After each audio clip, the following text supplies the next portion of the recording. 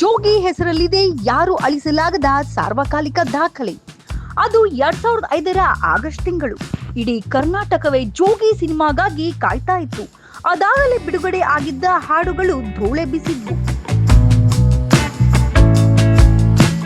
ಶಿವರಾಜ್ ಕುಮಾರ್ ಅವರ ವಿಭಿನ್ನ ಗೆಟಪ್ಗಳು ಪೋಸ್ಟರ್ಗಳಲ್ಲಿ ರಾರಾಜಿಸಿದ್ದವು. ಕರಿಯ, excuse me ಸಿನಿಮಾಗಳನ್ನ ನಿರ್ದೇಶಿಸಿದ ಪ್ರೇಮ್ ಅವರ ಚಿತ್ರ ಎಂಬ ಕಾರಣಕ್ಕೂ ಜೋಗಿ ಸಿನಿಮಾ ಮೇಲೆ ಸಿಕ್ಕಾಪಟ್ಟೆ ನಿರೀಕ್ಷೆ ಮೂಡಿತ್ತು. ಆಗಸ್ಟ್ 19ರಂದು ಅದ್ಧೂರಿಯಾಗಿ ಚಿತ್ರ ತೆರೆ ಕಂಡಿತು. ಅಭಿಮಾನಿಗಳ ನಿರೀಕ್ಷೆ ಮಟ್ಟವನ್ನ ಮೀರಿ ಈ ಚಿತ್ರ ಯಶಸ್ಸು ಕಂಡಿತು. ಜೋಗಿ ಅಂದಾಕ್ಷಣ ತಾಯಿ ಮಗನ ಮಮತೆ, ರೌಡಿಸಂ, ಸೂಪರ್ ಹಿಟ್ ಗೀತೆಗಳು, ಜೋಗಿ ಅಲಿಯಾಸ್ ಮಾದೇಶ, ಬಿಡ್ಡ, ಪಟ್ರೆ, ಕೋಟೆ ಸಿದ್ದ, ಪುಂಗ ಪಾತ್ರಗಳು ಥಟ್ ಅಂತ ನೆನಪಾಗ್ತವೆ.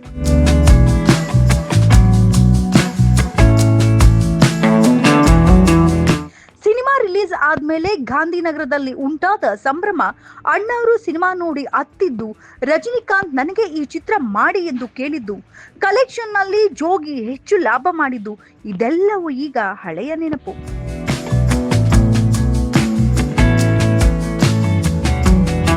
ವಿಶೇಷವಾಗಿ ಶಿವಣ್ಣನ ಅಭಿಮಾನಿಗಳು ಜೋಗಿ ಜಾತ್ರೆ ಮಾಡ್ತಿದ್ದಾರೆ.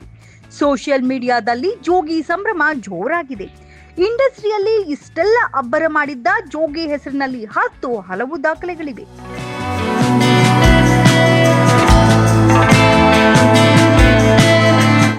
ಬಹುಶಃ ಈ ದಾಖಲೆಗಳನ್ನ ಯಾರು ಅಳಿಸಲು ಸಾಧ್ಯವಿಲ್ಲ.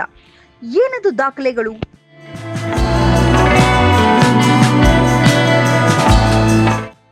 ಕನ್ನಡ ಚಿತ್ರರಂಗದ ಗಲ್ಲಾಪೆಟ್ಟಿಗೆ ಇತಿಹಾಸದಲ್ಲೇ ಜೋಗಿ ಸಿನಿಮಾ ಹೊಸ ದಾಖಲೆ ಬರೆಯಿತು. ಮೂಲಗಳ ಪ್ರಕಾರ ಆ ಕಾಲಕ್ಕೆ ಆದ ಕಲೆಕ್ಷನ್ ಬರೋಬ್ಬರಿ 25ರಿಂದ 30 ಕೋಟಿ ರು. ಹಲವು ಚಿತ್ರಮಂದಿರಗಳಲ್ಲಿ 100 ದಿನಗಳ ಕಾಲ ಯಶಸ್ವಿ ಪ್ರದರ್ಶನ ಕಂಡಿತು.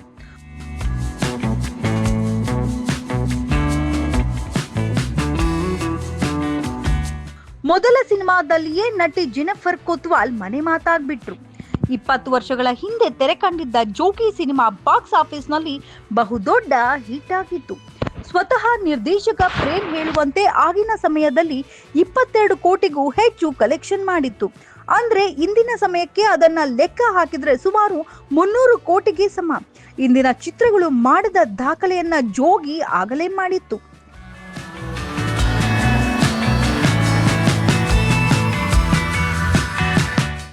ಬೆಂಗಳೂರಿನ 16 ಚಿತ್ರಮಂದಿರಗಳಲ್ಲಿ ಜೋಗಿ ಸಿನಿಮಾ ಶತದಿನ ಆಚರಿಸಿಕೊಂಡಿತ್ತು. ಇದು ಕನ್ನಡ ಚಿತ್ರರಂಗದಲ್ಲಿ ಸಾರ್ವಕಾಲಿಕ ದಾಖಲೆ. ಜೋಗಿ ಸಿನಿಮಾ ಬಿಟ್ರೆ ಬೇರೆ ಯಾವ ಚಿತ್ರವೂ ಸಿಲಿಕಾನ್ ಸಿಟಿಯಲ್ಲಿ 16 ಕೇಂದ್ರದಲ್ಲಿ ಶತದಿನ ಪೂರೈಸಿರಲಿಲ್ಲ. 72 ಕೇಂದ್ರಗಳಲ್ಲಿ 25 ದಿನ ಪೂರೈಸಿ, 63 ಕೇಂದ್ರಗಳಲ್ಲಿ 50 ದಿನ ಪೂರೈಸಿ, 54 ಕೇಂದ್ರಗಳಲ್ಲಿ 75 ದಿನ ಪ್ರದರ್ಶನ ಕಂಡು, 45 ಕೇಂದ್ರಗಳಲ್ಲಿ 100 ದಿನ ಪೂರೈಸಿ ಸಾರ್ವಕಾಲಿಕ ದಾಖಲೆ ಬರೆದಿತ್ತು.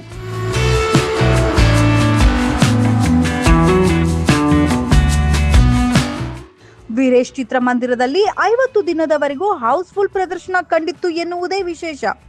ಜೋಗಿ ಚಿತ್ರಕ್ಕೆ ಗುರು ಕಿರಣ್ ಸಂಗೀತ ನೀಡಿದ್ರು. ಅಶ್ವಿನಿ ಆಡಿಯೋ ಕಂಪನಿಯವರು ಜೋಗಿ ಚಿತ್ರದ ಹಾಡುಗಳಿಂದ ಸುಮಾರು 4 ಕೋಟಿ ದುಡ್ಡು ಮಾಡಿದ್ರು. ಬಹುಶಃ ಆಗಿನ ಸಮಯಕ್ಕೆ ಆಡಿಯೋ ಕಂಪನಿಯೊಂದು 4 ಕೋಟಿ ಗಳಿಸಿದ್ದು ಅಂದ್ರೆ ಅದು ಜೋಗಿ ಮೂಲಕ ಎಂದು ನಿರ್ದೇಶಕ ಪ್ರೇಮ್ ಹೇಳ್ಕೊಂಡಿದ್ದಾರೆ.